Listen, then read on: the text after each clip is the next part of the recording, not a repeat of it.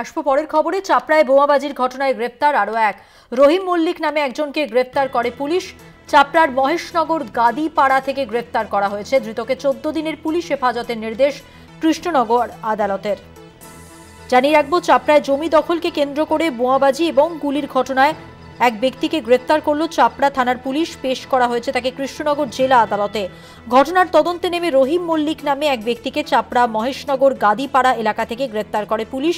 Police সূত্রে খবর, ওই ব্যক্তি গুলি চালনার ঘটনায় মূল অভিযুক্ত, তাই ওই ব্যক্তিকে গ্রেপ্তার করা হয়েছে। ঘটনায় ধৃত ব্যক্তিকে আদালতে পেশ করা হয়েছে। 14 দিনের পুলিশ হেফাজতের আবেদন। এই নিয়ে মোট 3 জনকে গ্রেপ্তার করা হলো এই ঘটনায়।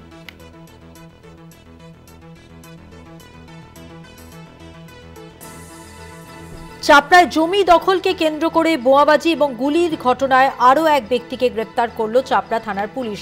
আরও বিস্তারিত জানবো, আমাদের সঙ্গে টেলিফোন লাইনে রয়েছেন আমাদের প্রতিনিধি রূপম রায়। রূপম, পুলিশ সূত্রে কি জানা যাচ্ছে?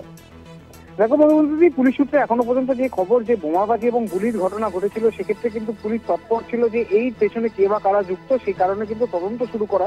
এবং প্রথম দিনে কিন্তু একজনকে গ্রেপ্তার করা হয়েছিল, পরবর্তীতে আরো একজন, আজ আরেকজনকে গ্রেপ্তার করা হয়েছে। এই ঘটনায় মূল এখনো পর্যন্ত 3 জনকে গ্রেপ্তার করা হলো। তবে এখনো পর্যন্ত যেটা জানা যাচ্ছে যে এই ঘটনার সঙ্গে যে গুলিকাণ্ডের সঙ্গে তাকে গ্রেপ্তার করা হয়েছে আজ, এবং যেটা পুলিশ সূত্রে তারা খবর পায় এবং পুলিশ তারপরে এই ব্যক্তিকে গ্রেপ্তার করে। শুধু তাই নয়, এই গ্রেপ্তারের পর 14 দিনের পুলিশ হেফাজতের আবেদন জানানো হয়েছে কৃষ্ণনগর পুলিশ জেলার তরফে এবং চাপড়া থানার তরফে। এখন দেখার যে এই 3 জনকে কতদিনের পুলিশ হেফাজতের নির্দেশ দেয় আদালত। তবে এই ঘটনা কি কারণে, এর পেছনে রাজনৈতিক কোনো ব্যাপার আছে নাকি জমি সংক্রান্ত বিভাগ, সমস্তটাই খতিয়ে এখন তদন্ত করে দেখছে চাপড়া থানার পুলিশ। মধুমতি, ধন্যবাদ। কথা বললাম প্রতিনিধি রূপম রায়ের সঙ্গে।